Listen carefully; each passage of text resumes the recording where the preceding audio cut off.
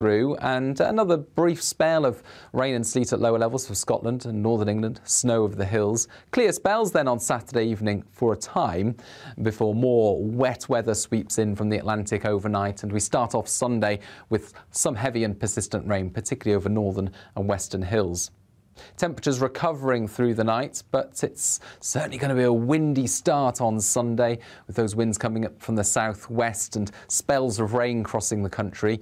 Again, the wettest weather will be across northern and western hills of England and Wales, the rain then reaching southeast England by the end of the day. A mild day despite the wind and the rain in the south, increasingly blustery with wintry showers returning to Scotland and Northern Ireland, and those winds really pick up strength later Sunday and into Monday.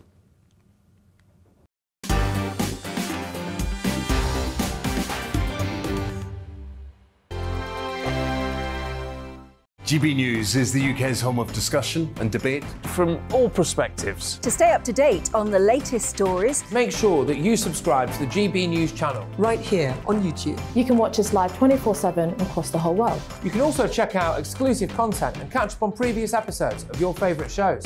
Every day, we ask the questions that you'd ask, so why not add your voice to the conversation in the comments section? Don't forget to subscribe. We are GB News, Britain's news channel.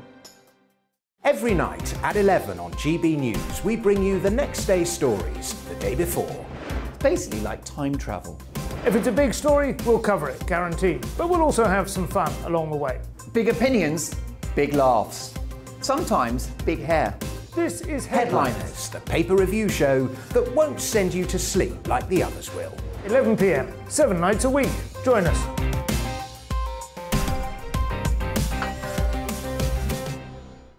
Hello there, I'm Eamon Holmes. And I'm Isabel Webster. And we hope you can join us for Breakfast with Eamon and Isabel. You make me laugh out loud, belly laugh. Is that important first thing in the morning? Yeah, absolutely. And there's me trying to be deadly serious. News is a serious business. Yeah, I have to rein you in sometimes. Well, it doesn't stop us laughing at it. It doesn't stop us having an opinion on what's going on. Yeah. And it certainly will not stop us reflecting what you think. Weekdays from 6 to 9:30 on GB News. I'm Dan Wootton. Join me Monday to Thursday from 9 to 11 for the feistiest and most fun news debate on TV, where free speech reigns. I'll bring you a sharp take on the day's biggest stories, bombshell newsmaker interviews, and A-list guests. And I guarantee you, no spin, no bias, no censorship, and no reason to go to bed. That's Dan Wootton Tonight, Monday to Thursdays from 9 on GB News.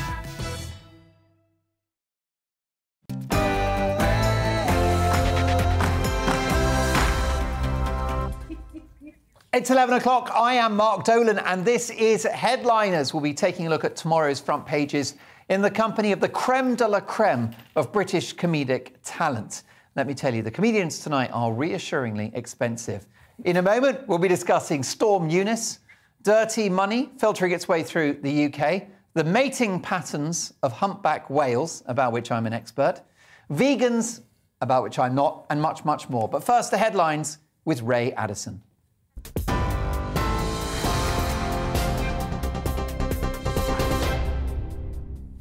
Thanks, Mark. Here's the latest from the GB newsroom. And in breaking news, Number 10 has confirmed that the Prime Minister has now handed in his legal questionnaire to the Metropolitan Police as it investigates allegations of parties held in Downing Street during lockdown. Officials say Boris Johnson complied with the police deadline, which gave the PM 7 days to complete the document. Operation Hillman is looking into whether COVID restrictions were broken at Number 10 and across Whitehall over the last 2 years, with approximately 50 people required to respond. Downing Street has previously said Boris Johnson's responses will not be made public. 4 people have been killed and several others injured as Storm Eunice batters the UK and Ireland. Winds more than 100 miles per hour have uprooted trees and forced hundreds of flights and trains to be cancelled across the country. The O2 Arena in southeast London is among the many buildings to be damaged. Around 1,000 people had to be evacuated as panels were ripped from the roof. Although red weather warnings issued by the Met Office have now expired, thousands are without power and a high-impact amber warning is in force for Wales and many parts of England. Boris Johnson will tell leaders there's still a chance to avoid unnecessary bloodshed during a visit to Germany tomorrow. As tension continues to mount between Russia and Ukraine, the Prime Minister will discuss the crisis with other leaders at the Munich Security Conference. Vladimir Putin insists large-scale military exercises close to the Ukrainian border are purely defensive. Well, Russia plans to stage massive drills involving ballistic and cruise missiles tomorrow. President Vladimir Putin will oversee the nuclear exercise, joined by Belarus's Alexander Lukashenko.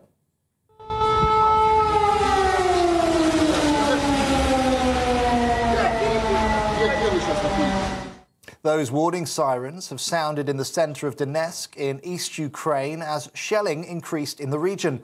The war games come amid heightened tensions, with both Moscow and Kiev accusing each other of ceasefire violations. Tonight, at a White House press conference, President Biden was asked if he believed Putin has decided to invade. As of this moment, I'm convinced he's made the decision. We have reason to believe that. Russia can still choose diplomacy. It is not too late to de-escalate and return to the negotiating table. And police have scuffled with protesters in Ottawa as they began making arrests in a bid to end the so-called Freedom Convoy, which has blockaded Canada's capital for 3 weeks. Hundreds of officers lined up in front of the truckers near Parliament and began to slowly move towards them. Some protesters decided to kneel with their arms linked, and one man yelled freedom as police led him away. In all, 15 arrests have been made and 4 vehicles towed. The protesters have been calling for an end to cross-border COVID-19 vaccine mandates. On TV, online and DAB Plus radio, this is GB News. Now it's back to headliners.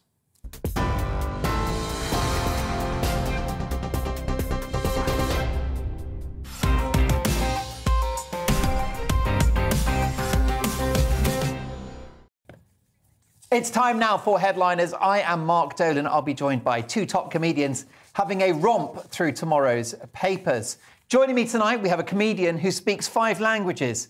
So let me say hello, hola, bonjour, ciao, and guten Abend to Sajila Kershi.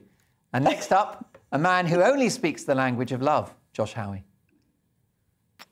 Mon amour. Now we know why he's got 5 kids. How could you possibly resist? Well, look, lots to get through tonight. So many big stories. Are you feeling newsy, Sajila? I'm feeling very newsy, but I've been telling Josh how my son's a real fan of him, and apparently Josh has only got 1 fan. It's my son. Yeah. Don't feed the monster of his ego, though. 1 fan's enough. I'm feeling pretty good. Of course you are. And listen, we don't run out of things to talk about. Do you actually enjoy reading the papers? I do now for GB News. You're paid to? Yeah. No, I do. It's really weird because this the whole job happened organically just through reading. Well, let's be honest, it wasn't by design. You're an accident. Yeah, absolutely. But a wonderful, happy accident. Thanks. No, well, I never thought of myself as a political comic, but then I've been sucked in over the last few years because of world events. Absolutely. And then this kind of happened. It's great. I love it. I love it. And now you are nailing it and owning it. Let's get to tomorrow's front pages. First of all, the Daily Mail.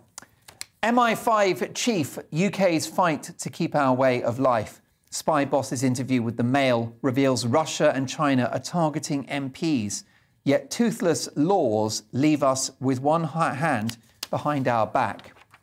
The Daily Telegraph, chaos of Storm Eunice, and there's a shocking photograph of the Millennium Dome, absolutely battered by the storms. PM calls for unity over heavy sanctions on Russia if it invades.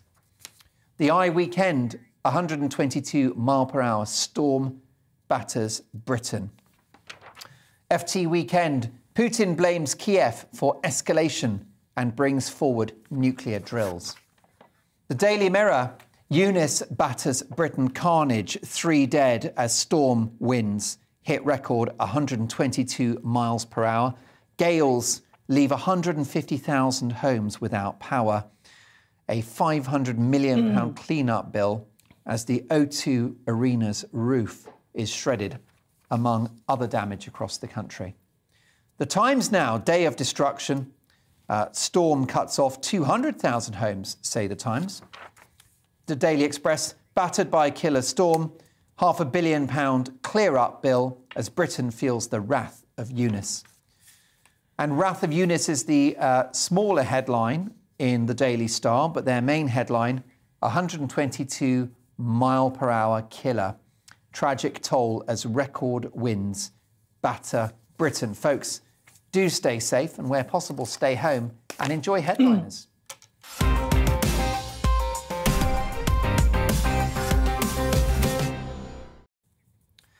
Now, Sajila, yes, Russia are on the verge of invading Ukraine, but the big story of the day is the storms in Britain.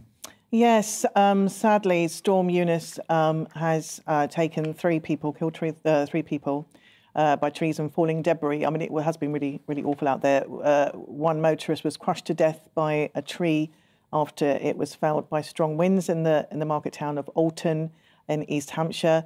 A woman was in her 30s, died in similar circumstances. Harrogate, a 79-year-old man in England, also died in Belgium after being blown out of his boat during stormy conditions. So it's really, really sad because obviously we knew that this was coming. It was horrific last night.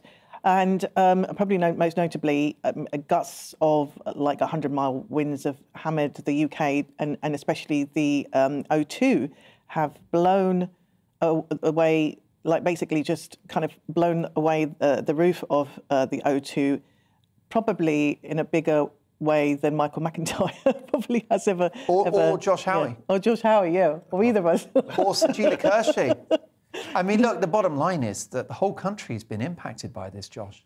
Yeah, absolutely. I mean, it's scary out there. I just did a gig, humble brag, and driving back from Bishop Stortford, and it was just, you know, those like country roads, and there were like trees. One, just as I was coming to this village where the gig was, like a massive tree had fallen down, crushed a car. Same outside our road, there was like a car crushed in. I mean, it's really scary. And then stupidly, we took the kids out today because we thought, oh, we'll go into central London because it's half term and we're just absolutely sick of them and we can't be in the house of them anymore. Yeah, right. But we thought, oh, well, let's go into central London because no one's going to be in central London because they're all a bunch of wimps.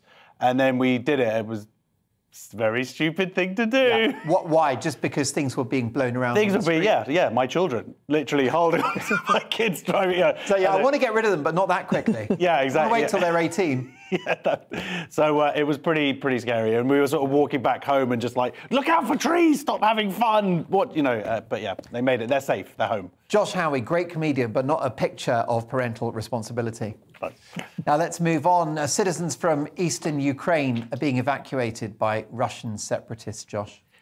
Yeah. So we've been waiting now to see what Russia was going to do. Like a couple of weeks ago, American government said that they're going to try and create some sort of false flag thing or some sort of pretext for invasion. And it seems to be like, this is it. This is what they're doing now, is that they're going, oh, they're doing sirens in the vicinities where it's like mostly Russians, and they're saying they have to get, there's been a lot more, a lot more gunfire. There was a bomb that went off. But this is the thing. It's so obvious what it is that they're doing. You sort of think that the Secret Service spies or whatever, that they would be really good at their job. But just like we saw with Salisbury, it's just, it seems much more incompetent than you think. Like, they blew up this car and they were like, oh, look, we're getting bombed.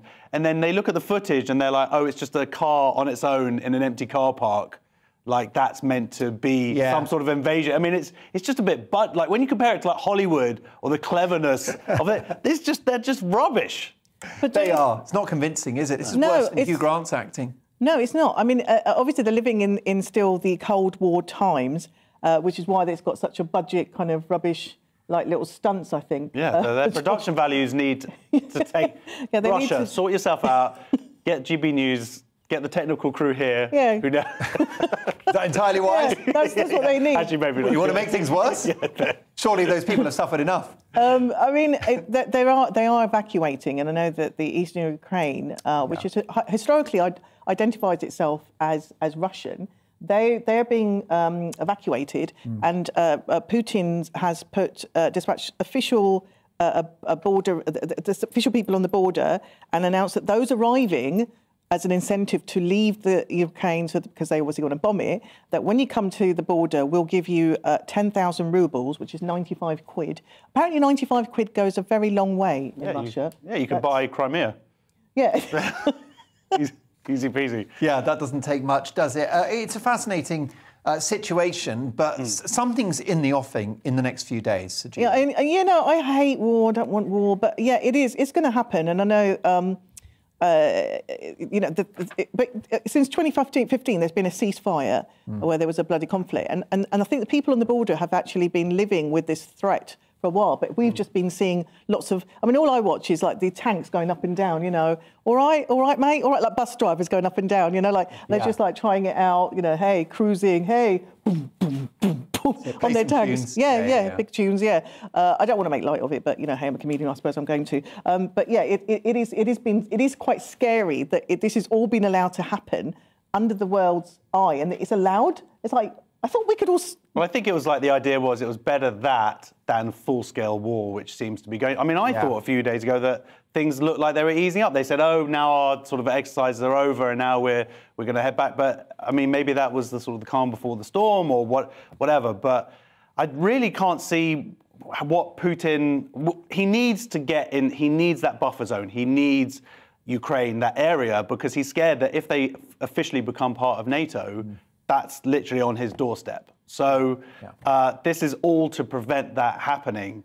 But America and its allies, and including us, can't just let it happen. Well, and won't let it happen. Are the West strong enough to hold the line? And that's a question that Putin will be debating in the days to come. How about Sajila Partygate? I can't work out what's worse, the Partygate allegations or the investigation around them. Well, the investigator... Who's in charge? So, Inspector Clouseau. Sue Gray has basically allowed limited access to her notes to everyone in 10 Downing Street investigation, including the Prime Minister. So basically everyone involved, everyone who was at the party probably. By the way, there's 80 of them. 80 of them. 80 people who are officially named. That's a party, isn't it? Yeah. Kill for 80 people in my Can I just say, but she has got some rules. I don't know 80 people. 80 people. I don't know 80 people to invite to anything, anything at all. Maybe not even my funeral. You just need to become Prime Minister and for there to be a pandemic. There to be a pandemic, yeah. Well, the thing is, she set some ground conditions on how they can. Because I thought that was weird that you're looking at. So this is what we've got against you. Yeah. You know, it's getting the answers to the exam. It's absolutely ridiculous. And it's just like some young drug criminals like, hey, look, we've got the Met Feds on us. Like, look what they've got. They've got proper stuff on us here. You know, I don't know how this is working out, but she has got some conditions on how this report can be viewed. It's only under a limited amount of time. And they must have someone from the investigative team present when they're reading the report. And no legal representation must be there. No cameras, no tablets, no phones, recording equipment, because obviously they're worried that, you know, people might take selfies and, you know, hey, like on Instagram kind of, you know, like... Yeah, maybe obviously that's what they do with the Sue Gray. If I had the Sue Gray report, I'd be like, look at this! Yeah, that would be another humble brag, wouldn't it? Do you remember the Levison report? There was an Edinburgh show that every day comedians in a rotating... Yes, I remember that. Did you do that? No, I don't think I did. No. Well, I think we should do the Sue Gray report. The point is, I think that you need a good memory. Yeah. That's what you need, because there are a lot of parties going on, and then when they go into the police and they're like, "Were you at that party?" Wait a minute, I've just got to check Sue's report again. Let me just go out to the room. Oh, yeah, yes. But they've got so they're doing this sort of questionnaire, which I believe now has to be finished. But I'd love to see what the police's, their questionnaire is to the Prime Minister. Sort of like the Q&A will be like, OK, are you the Prime Minister? Yes. Would you like us to cover it up? Yes. OK, job done. Or is it a questionnaire about the party? Do you like ABBA? Yeah. Do you like ABBA? Well, yeah, that's right. What did you think of the music? Were there enough snacks? Yeah, were there Doritos? What would you recommend? Yeah, absolutely. When was the last time you danced to Dancing Queen? And there's the ultimate question, to which there is no answer. Meanwhile, Josh, more trouble for the Russians, this time at the Winter Olympics. Yes, so a couple of days ago, there's a 15-year-old, this is the figure skating, and their 15-year-old competitor, and this raises questions as to whether really there should be 15-year-olds, but she was seen as the most likely to get gold. And I'm going to pronounce her name, Valieva, Camilla. Russian name. Valieva. Anyway, whatever. Why you're not covering the Winter Olympics for the BBC? I don't speak 5 languages like old genius to my right here. I mean, John Infidel, eat your heart out. Camilla. Anyway, I can't pronounce it either. Don't worry, I can't pronounce it. She didn't do great. She fell over twice. she came off the rink and she just got like a proper admonished. Well, she's by 15. her coach. Was she probably texting her mates or something? Yeah, like, oh, lol, terrible. And the coach really laid into her, the Russian coach. And so they're sort of saying maybe he shouldn't be part of the Olympic team. I will say his other two people he coached both got the gold and the silver. So I don't know why he was so angry. It's like, mate, come on, you're pretty high achieving here. That's right. But yeah, shouting at a 15-year-old girl who's already been the centre of this controversy because she tested positive for performance-enhancing drugs, and they allowed her still to go ahead. And she had a proper meltdown. She was like, I hate you all. I'm never going to go on the ice again. I hate the sport. But isn't that what being a top competitor is all about? And aren't these trainers normally quite tough? You think of Sir Alex Ferguson and the hairdryer treatment. I know, but I don't know why.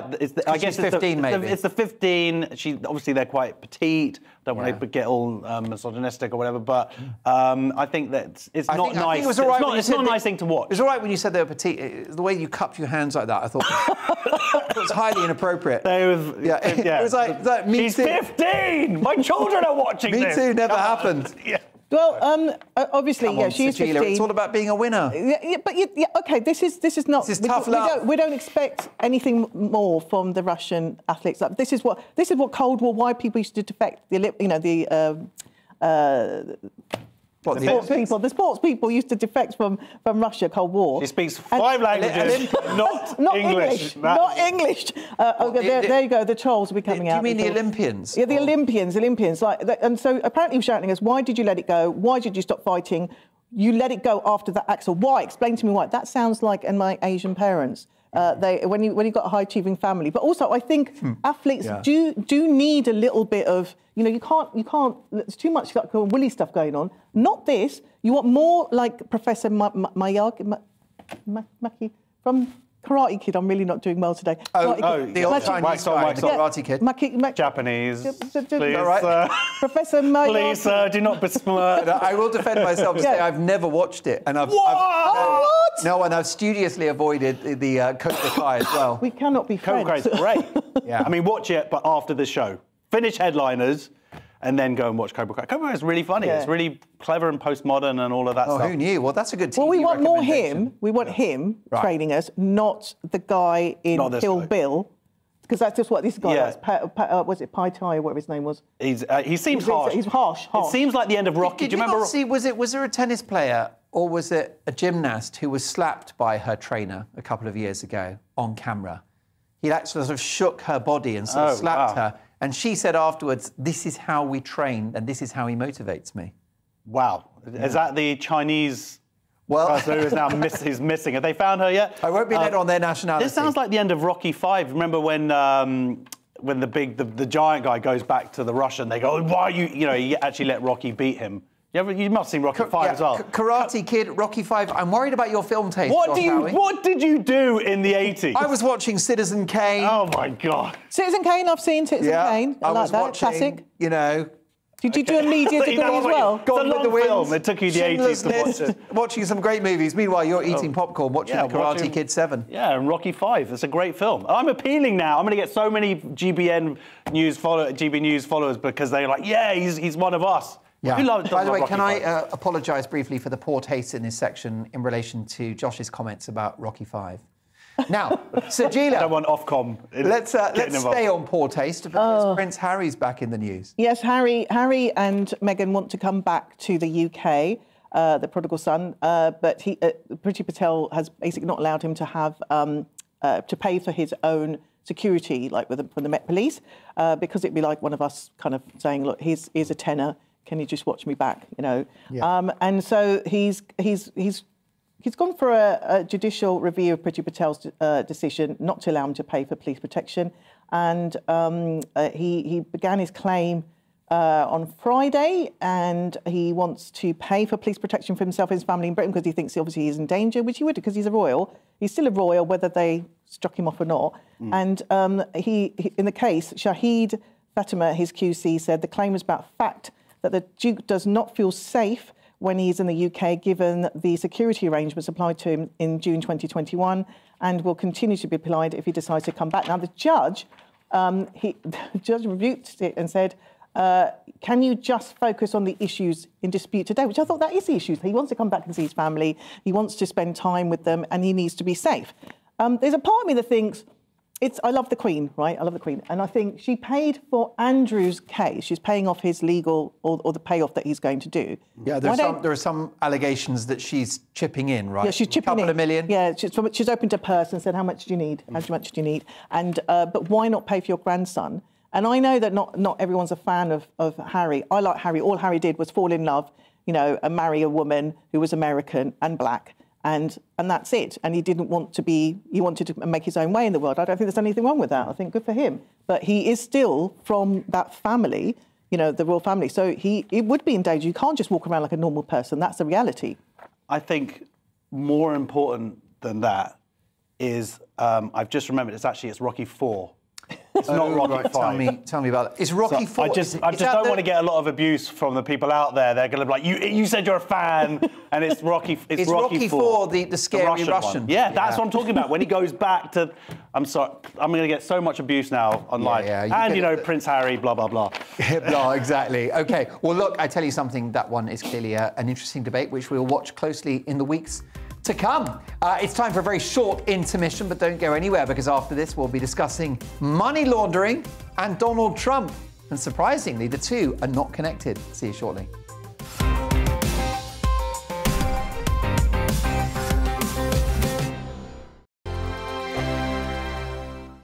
GB News is the UK's home of discussion and debate from all perspectives. To stay up to date on the latest stories, make sure that you subscribe to the GB News channel right here on YouTube. You can watch us live 24/7 across the whole world. You can also check out exclusive content and catch up on previous episodes of your favourite shows. Every day, we ask the questions that you'd ask, so why not add your voice to the conversation in the comments section? Don't forget to subscribe. We are GB News, Britain's news channel.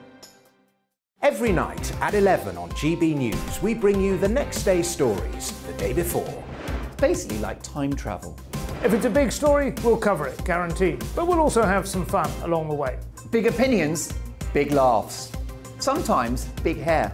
This is Headliners, the paper review show that won't send you to sleep like the others will. 11 p.m, 7 nights a week. Join us.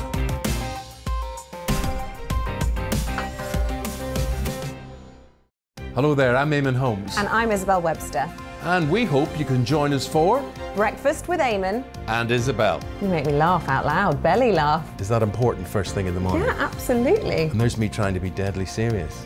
News is a serious business. Yeah, I have to rein you in sometimes. Well, it doesn't stop us laughing at it. It doesn't stop us having an opinion on what's going on. Yeah. And it certainly will not stop us reflecting what you think. Weekdays from 6 to 9:30 on GB News. I'm Dan Wootton. Join me Monday to Thursday from 9 to 11 for the feistiest and most fun news debate on TV, where free speech reigns. I'll bring you a sharp take on the day's biggest stories, bombshell newsmaker interviews, and A-list guests. And I guarantee you, no spin, no bias, no censorship, and no reason to go to bed. That's Dan Wootton tonight, Monday to Thursdays from 9 on GB News.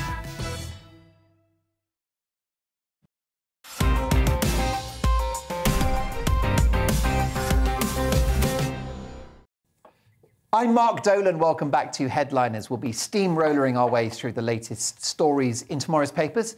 Joining me in the demolition is site supervisor Sajila Kershi and Josh the Jackhammer Howie.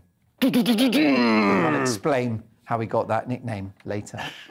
This is from The Express, and it's a rather interesting story about the impact colonialism has had on climate change, Josh.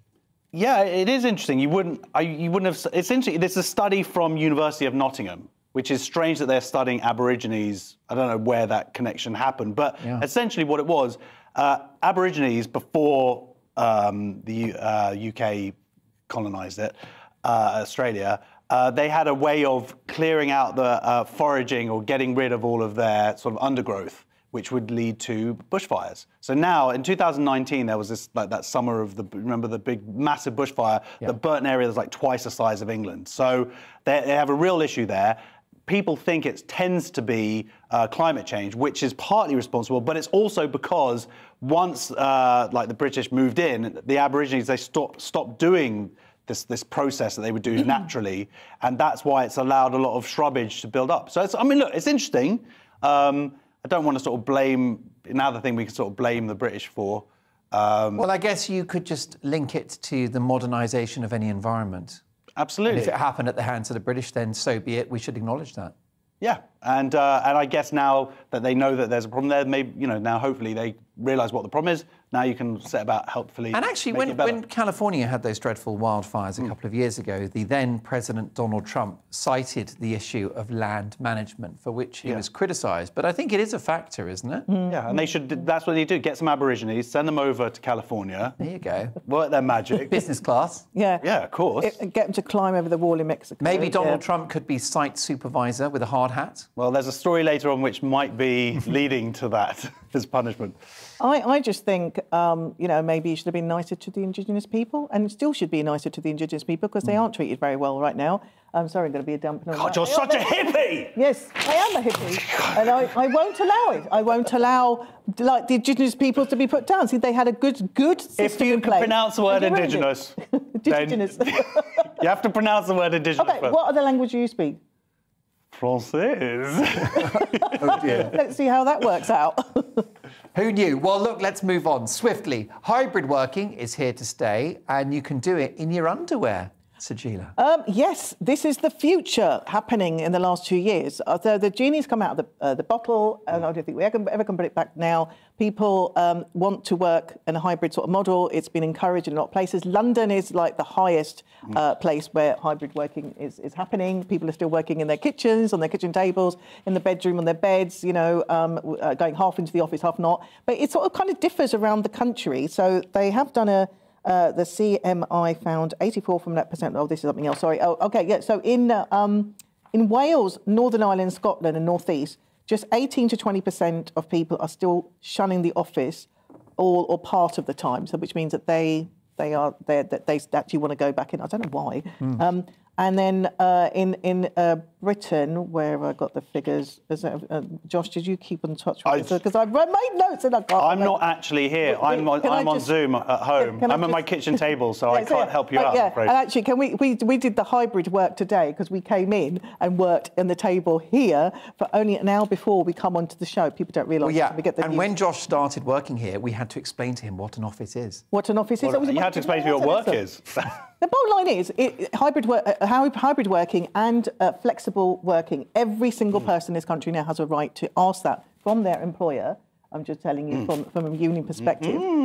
So they have got a right to do that. Things have changed. And I think employees will be happier as a result of having that. Sure, but I think employers want their people in offices where they can keep an eye on them, and the idea is that productivity is greater with people working. That's the idea. But I don't think that's true. I don't think that necessarily. Not every industry. I mean, certain industries, fair enough. But it's been a long time since I had a proper job. But I remember that we got a lot of stuff done by face-to-face conversations and meetings, and it seemed to be. That's the sense I got. And also, importantly, flirting with Sandra from sales. Sandra from sales. She's got a lot to answer for. That's why we're having to work at home. Big Kenny in accounts. Still single. Who knew? We don't flirt anymore. We just swipe these days. But it's nice for the Daily Mail. This is an article in the Daily Mail that they pointed out that people that are more likely to have adopted this hybrid way of working, while people in factories haven't done it. Yeah. Which is thanks Daily Mail. You know, it's good to know that it doesn't work. You can't build a car on Zoom, basically. Yeah, but I mean, so it does obviously discriminate with like people with actual jobs. Like white collar workers, it's going to work out better for them. Blue collar workers, of course, yeah. It is disproportionate. So there has got to be a way. I don't know. I think I'd quite like the idea of someone outside in their garden, like mending a car, mechanic and stuff. You know, setting up. I think a home is where you can run your. Well, it's a nice idea, especially for anyone that's got a pet or small children. They can be there when the kids come home from school or pick them up from school. But what about the economic impact? Because so much of our sort of office layout is based upon, you know, the urban economy and people using, you know, local cafes at lunchtime, going out in the evening. Yeah, there is that bit, but, you know, coffee at home is cheaper. It's not as nice. I mean, it will. I suspect that temporarily working from home will make the country poorer. Is that acceptable? No, it's not. I don't have all the answers, Mark. No, of course, it will, but it's certainly going to make certain parts of cities, inner cities and whatever. Yeah, absolutely.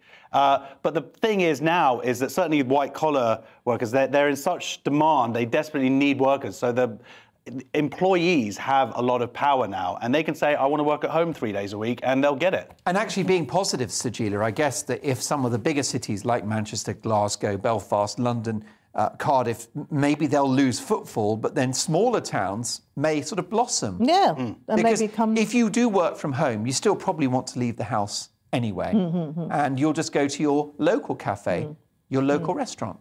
Local businesses may flourish. Like I said, I don't have the answers, but I just think the hybrid thing, which was not a possibility before, has become a possibility. It's going to be a part of our way of life, whether we like it or not. I think we just got to sort of kind of manage how that looks for different people in different industries, really. I like the way you said you haven't got all the answers. Well, I don't. They do know at home that we don't. We are just comedians. Yeah, but I now want you to be Prime Minister. Just comedians. We're just the greatest job in the world.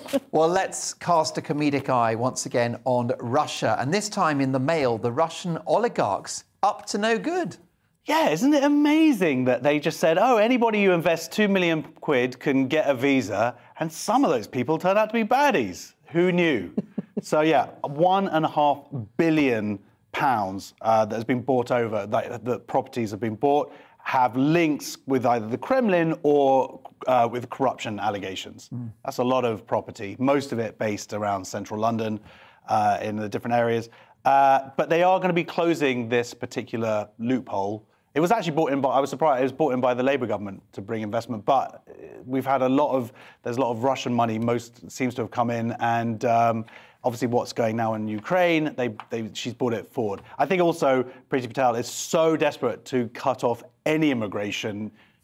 It's like, it doesn't matter how many billions you have, it's like, I've got to get those numbers down. Yeah, at some point, a wall is going up between us and Wales. It's just a matter of time, isn't it? Just to control those numbers. However, I wonder whether this is an act of economic self-harm, because we do need their money. Yeah, but do we need their rotten money? Do we need their dirty money? Which is what seemingly a lot of it is. Yeah, of course. An interesting point. And a rare moment of morality from Josh Howie. Who knew? The Guardian next, and the Trumps are going to court. Sajila. OK, so Trump and the eldest two children need to testify in a New York case. The ruling forces ex-president Ivanka and Donald Trump Jr. to comply with subpoenas as Letitia James investigates Trump's organisation. So there's accusations of him like fraud and valuation of his assets belonging to his family business. So who knew there might be some dodgy dealings going on with Trump? And they're trying to sort of fend off this, and he's in a bit of a dilemma because if he's asked questions, quite pertinent questions by Letitia James, he risks implicating himself in the criminal activities that he's been involved in and the investigation into Trump accounts. Or if he pleads the Fifth Amendment, why don't we have the Fifth Amendment? I want the Fifth Amendment, which is basically you say nothing. That also makes him look guilty. We don't have a US Constitution in no, the we don't. UK, I know we don't. I know. That is terrible. Josh. We need to sort it out. I think we should consider it. Yeah, but the Fifth Amendment, I guess what Prince Andrew did is like he pleaded not to say anything. But he pleaded the 14 million. 14 million amendment to his bank balance, which is minus now. So, yeah, I mean, chickens come home to roost. You know, he's got to testify within 21 days, hand over documents and information within 14 days. It's a really severe blow for him. And I suspect this isn't going to help his any future kind of... Well, what might the implications be? Could he be jailed, or would it be a massive fine? Do we know what the worst-case scenario is for Donald Trump? We don't, but the thing is, there's actually so many cases going on against him at the moment. But the funniest thing, as you were saying about this pleading the Fifth, is that during his presidential campaign in 2016, he said only the mob takes the Fifth. you know, if you're innocent, why are you taking the Fifth Amendment? So if he does do it, those words are going to be biting. Him being by his own petard. Isn't him being a bit of a bad boy priced into his brand and therefore might not be damaging? He could argue that these court cases are political, that they're trumped up, no pun intended, and he'll use that to build a base. Well, he's got his base. He's trying to maintain his base, I think. And yeah, of course, that's exactly what he's claiming. He's claiming it's all Democrats after him. The fact is, he may well have broken the law. Let's find out. Well, he's saying they're doing everything within. And when I say may, I'm only saying that for Ofcom, by the way. I just want to be clear about that. He may have broken the law. You've lost your edge, Josh, I've got to say. Josh, come on, be more risky. So basically, Trump's calling the ruling a continuation of the greatest witch hunt in history. And remember, apart from actual witch hunt, I can't get a fair hearing in New York because the hatred of me by judges and the judiciary, it is not possible. Yeah. So he's already kind of like, setting his using it as a PR opportunity. Yeah. Well, our next story is one of compassion and forgiveness, Josh. Yeah, I don't know why I got this one. I'm the worst person to give this to. This is kind of amazing, really. So this is in The Guardian, a doctor got stabbed multiple times, nearly died in Bristol in 2019. They still don't know why the guy did it. He was 17 years old. He just has been sentenced to 12 years in jail. Good. But the person who nearly died put out this very understanding and, I guess in some ways, beautiful statement. Like, you're allowed to put forward a statement. It's just saying, like, I'm not angry with you and we're now connected. And I'm sort of reading it and I'm kind of, part of me was going, oh, this is really sort of inspiring. Like, oh, you don't owe me an apology. And part of me is also like, mate, the guy tried to kill you. And you don't, why I don't get these sort of idea of Christian forgiveness. I'm just kind of like, go to jail, you're mental or whatever it is.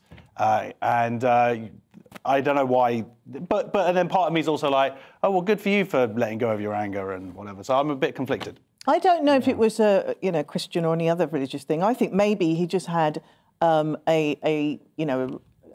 near-death moment and has reassessed his life and thought, he's left his wife. No, and I can forgive him, but I'd like to think that he's a bit cheeky. He's in court, and the silent kind of whispered heckles that comedians can get, like you're. Yeah. And I think he probably did this. He probably did this, and it's when. Oh my God, that's so cynical. And no one's, you did that as well is really scary. No one's looking. It's like you've done that before. That's had a lot of practice, that little gesture there. I've practiced. Sajida Kershi, surprisingly streetwise, it turns out. Yeah. Troll me at your peril, people. I get revenge. Well, why don't you troll us in a couple of minutes, because we've got lots more to get through. Coming up, the wokest school in Britain, a love letter to a badger, and the ever-present menace, the grey squirrel. But first, and it's rather important today, here's the weather. Hello again, I'm Aidan McGivern. As Storm Eunice moves away, winds will gradually relent during the next 12 to 24 hours. Icy patches in the north overnight, but more wet and windy weather on the way for Saturday, and more especially for Sunday. Eunice now moving away, and although still some tight isobars, particularly across eastern and southern parts of the country, its worst winds are beginning to ease. There's still some wintry showers to come for Scotland, Northern Ireland, Northern England, snow over hills, rain and sleet at lower levels, and with clear spells and a few lighter winds to come overnight. It looks like there'll be a few icy patches first thing Saturday, with 0 to 1 Celsius for Scotland, Northern Ireland, Northern England, 2 to 4 Celsius in the south. A bright start, though, some sunshine for the Midlands, East Anglia, South East, as well as central and North East Scotland. We keep the sunshine until the afternoon, but elsewhere, wet and windy weather pushes through. And this, once more, bringing some impactful winds, 50 to perhaps in some exposed spots, 60-mile-per-hour wind gusts in the south. Not as powerful as Storm Eunice, but not welcome nevertheless. The rain and the wind pushing through, and another brief spell of rain and sleet at lower levels for Scotland and Northern England, snow over the hills. Clear spells then on Saturday evening for a time before more wet weather sweeps in from the Atlantic overnight, and we start off Sunday with some heavy and persistent rain, particularly over northern and western hills. Temperatures recovering through the night, but it's certainly going to be a windy start on Sunday, with those winds coming up from the southwest and spells of rain crossing the country. Again, the wettest weather will be across northern and western hills of England and Wales, the rain then reaching southeast England by the end of the day. A mild day despite the wind and the rain in the south, increasingly blustery with wintry showers returning to Scotland and Northern Ireland, and those winds really pick up strength later Sunday and into Monday.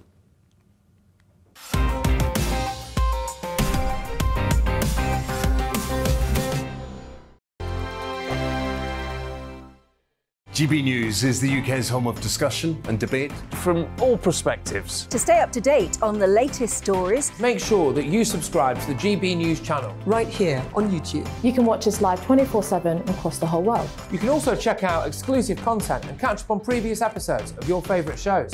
Every day, we ask the questions that you'd ask, so why not add your voice to the conversation in the comments section? Don't forget to subscribe. We are GB News, Britain's news channel. Every night at 11 on GB News, we bring you the next day's stories the day before. Basically like time travel. If it's a big story, we'll cover it, guaranteed. But we'll also have some fun along the way. Big opinions, big laughs. Sometimes big hair. This is Headliners, the paper review show that won't send you to sleep like the others will. 11 p.m, 7 nights a week. Join us.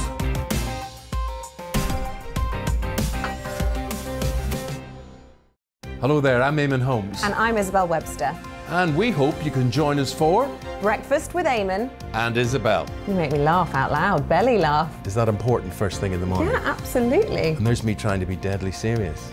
News is a serious business. Yeah, I have to rein you in sometimes. Well, it doesn't stop us laughing at it. It doesn't stop us having an opinion on what's going on. Yeah. And it certainly will not stop us reflecting what you think. Weekdays from 6 to 9:30 on GB News. I'm Dan Wootton. Join me Monday to Thursday from 9 to 11 for the feistiest and most fun news debate on TV, where free speech reigns. I'll bring you a sharp take on the day's biggest stories, bombshell newsmaker interviews, and A-list guests. And I guarantee you, no spin, no bias, no censorship, and no reason to go to bed. That's Dan Wootton tonight, Monday to Thursdays from 9 on GB News.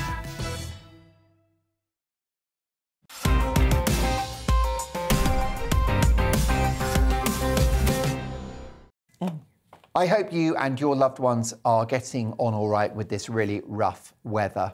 Welcome back to Headliners. I am Mark Dolan, and with me, as always, I'm joined by the creme de la creme of British comedy, the dangerously funny Sajeela Kershi, and a man who should be free on the NHS. I know I'd inject him, Josh Howe. What does that mean? I want the dangerously funny one. Give me the dangerously funny. Josh Howie is the jab it's safe to have, let me tell you. Oh my God. There's no vaccine hesitancy over here, my friends. Now, the next story is bizarre. Oh, my God. And I'm glad I can discuss it with two parents. Yeah. Sajeela, tell me about Brighton. Oh, Brighton. Disappoint me, Brighton, and I love you so much as well. There's fury in Brighton as primary schools have told students not to say mum and dad and use grown-ups instead to avoid stigmatising non-traditional families, right? So head teachers have basically cancelled mum and dad because they want to feel like they're inclusive of everybody. I'm sorry, seriously, right? This woolly wussy pants, indulgent, privileged and entitled nonsense really needs to stop right now. So you're no cancelling mum and dad, please, right? No cancelling mum and dad. I was raised in a single parent, and I knew that my dad was there, but he wasn't there. He was absent. Yeah. And yes, you have like mum and dad and all these things, but I think we can work that out. And I think somebody pointed out earlier on that somebody brought up by their aunt. You call her aunt. Yeah. And it's ridiculous. I call my dad sir.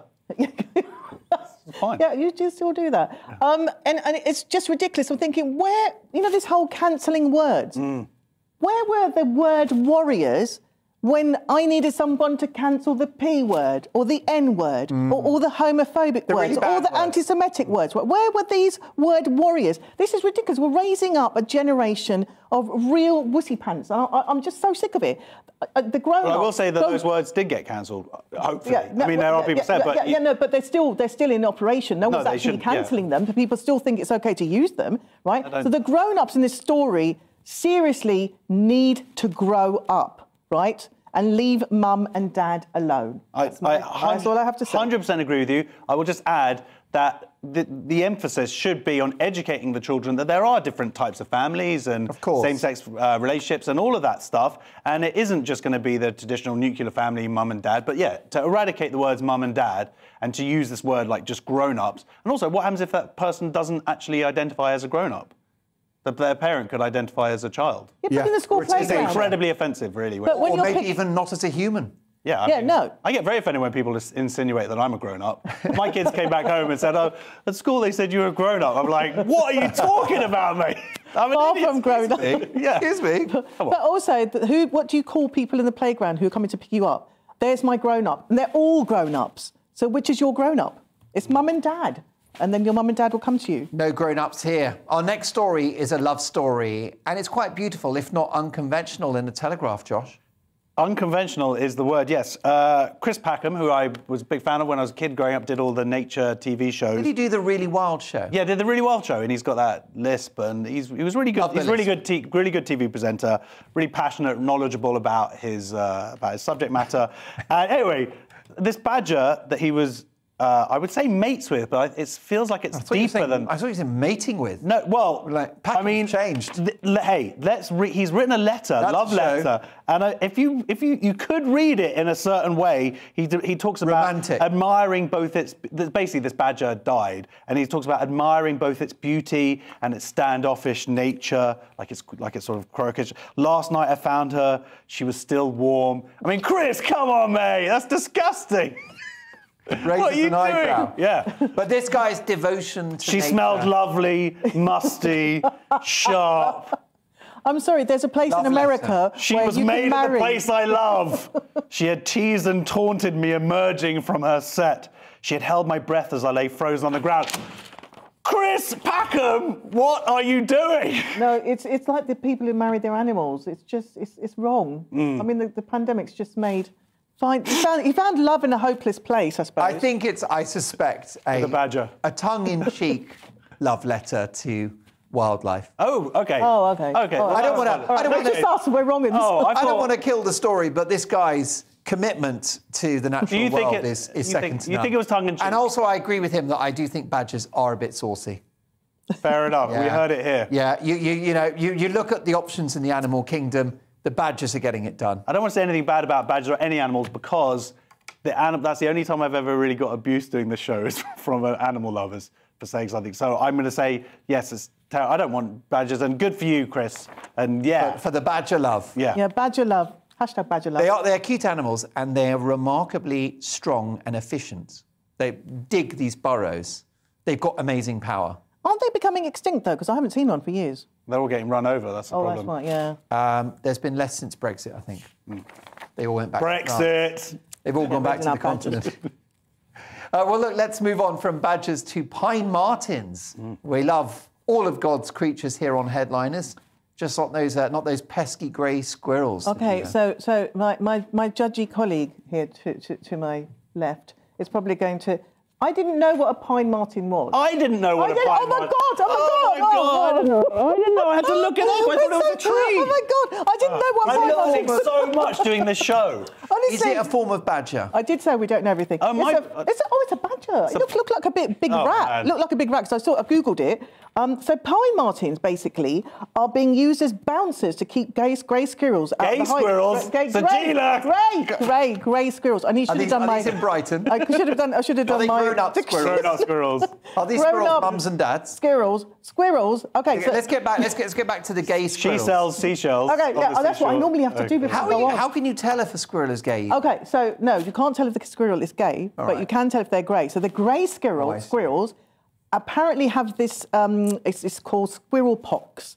They carry this disease, and they're killing off the red squirrels because the red squirrels can get affected by the red squirrels can get affected by the pox. So they need to keep them separate because the grey squirrels are coming over here, bringing their squirrel pox, taking their jobs, and sleeping with other grey men squirrels. But also, aren't the grey squirrels are better predators, and they've got? I think they're essentially hardier, which is why the red squirrel population has dropped. Yes. Because they're not quite so efficient at survival. Because they're all pretty and fluffy and can't handle themselves as well. But the pine martens, they can live alongside the red squirrels. So what they've done, the what are they called? The Forestry and Land Scotland have enlisted the pine marten as bouncers, as protection. It's like a protection racket, like the muscle for the red squirrels. Because apparently the grey squirrels can't be around the pine martens. They can live alongside the red squirrels, but they should get the Prince Harry should hire some of these pine marten. Come and help him out. People have been watching since the beginning. Would leave him alone if he was surrounded by these rat-like creatures. Yeah. There's a few jokes I'm going to avoid saying because I get in trouble. But yes. I think the grey squirrels come from North America. Oh, OK. Yes, they came over and then... Well, the pine martens apparently create a landscape of fear and drive away the grey squirrels. So that's how it works. How any muscle works, really. Yeah. Thugs, And do the pine martens, as bouncers, do they sort of stand there at the tree with their arms folded, looking at the footwear of the grey squirrels? Not coming in with those... Yeah. Is it a policy of one squirrel in, one squirrel out? One squirrel in. On the tree. No. It's been a long time since I went to a nightclub. I think you can tell it's been a while since I did as well. Now, a recent poll has been done on who are the most popular members of the royal family. This from the Star. So who came last, Josh? Hard to guess. I didn't get this story. I didn't get this story. Who is the most popular person? Well, I don't know who. Well, it's got to be the Queen, hasn't it? Oh yeah. Oh yeah. Yeah, and then the least popular, I guess it would be Prince Andrew. I would hope it would be Prince Andrew. That would be bad if it was. By the way, how annoying would it be if like you were Prince Edward and you were less popular than Andrew? You'd be like, I really need a new... Who's Prince Edward? Makeover. Who's Prince Edward? Whatever happened to Prince Edward? What? He needs to up his PR. He's got to get out there, go partying. I mean, he should be the next king, because he's not only has he done nothing wrong, he's just done nothing. He's perfect. He's like a blank slate. Yeah. Good for you, Prince Shouldn't Edward. he come in? You know, when you get political parties and there's always an obvious heir apparent that's going to take over, they never get the job, do they? Do you think he could be the dark horse candidate as our next king? Edward? Yeah, Big Eddie. No. Happily married, decent guy, never said anything stupid. Hasn't got any dodgy friends. I think a pine marten would be a better king, to be honest. Or he could be all of those things, but he's much better at keeping it secret and not being in photos with underage girls, which in which case that's a good thing as well. He's obviously quite clever. He covers his tracks, does he? OK, well, look, let's move on. Should we do gender reveal parties next? Yes. Oh. Actually, can we start with vegans first? Oh, yeah, absolutely. Because I've got the bit between my teeth on this one. It's the Independent. Are vegans dirty, cheating scoundrels, or just more open-minded to open relationships, Josh? That's a nice way of putting it. I mean, this is kind of the least surprising result to a survey ever. It was run by basically a vegan dating app, which is kind of like, if you're a vegan, you want to date other vegans, you want to be able to fart, I guess. That's what have the vegans on this app, have they even got the energy to swipe left or right? Yeah, exactly. If you're matching up with somebody who's vegan, but really, surely it seems to be a chicken and the egg situation. I don't want to offend any vegan audience by saying that, but is it that they're more open to different relationships because they're vegan, or is it that they're in an open relationship and they're more likely to be sort of smugly vegan? Either way, I know a couple of people who are in open relationships and they are very smug and annoying, and I know some vegans and they're very smug and annoying. So maybe that's what sort of unifies them. I think maybe it's the vegans. It's not the vegans that are calling the shots in terms of having an open relationship. I think it's the person having a relationship with them. They're so dull, and I'm so sorry, vegans. They're a bit. You're a bit dull. I don't think. How many vegans are watching GB News? Oh, right now? That's true. Really big vegan viewers, yeah. Big vegan. Because whenever I talk about it on the show, lots of people say, "Look, I love being a vegan," and obviously they do because they're getting their end away constantly. But multiple partners. Good for you. I mean, is it because they need the protein or something? I mean, why? Well, they get. I don't know. On. They're getting their pound of flesh somehow. They're getting their pound of flesh. That's very. He did a naughty joke there. I've even crossed the line. I've crossed the line. Oh my God. Sajila didn't get it because she has a sheltered childhood. I have. Look, a fascinating set of stories tonight. Thank you so much. Before we get taken off air, let me thank my amazing guests tonight, Sajila Kershi and Josh Howie. We're back for another Headliners tomorrow at 11. And I'm in the hot seat from 9 o'clock. We've got lots of big stories to get through. In my regular programme, Mark Dolan tonight. Mark meets, of course, my big opinion monologue and your emails. It's been a very busy evening. Thanks so much for your company throughout. Do keep it GB News. Stephen and Anne are back tomorrow morning for breakfast, and I'll see you tomorrow from 9.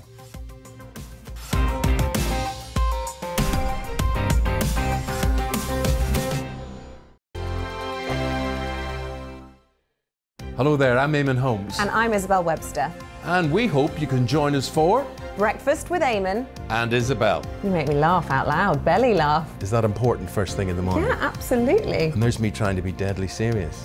News is a serious business. Yeah, I have to rein you in sometimes. Well, it doesn't stop us laughing at it. It doesn't stop us having an opinion on what's going on. Yeah. And it certainly will not stop us reflecting what you think. Weekdays from 6 to 9:30 on GB News. My name's Tom Harwood, and every weekday we bring you The Briefing live from 9:30 a.m. The stories, analysis and live debate that you need to hear. Quite right, Tom, of course. Was this something that had been considered at all? Difficult to answer. Gas-guzzling helicopters circling.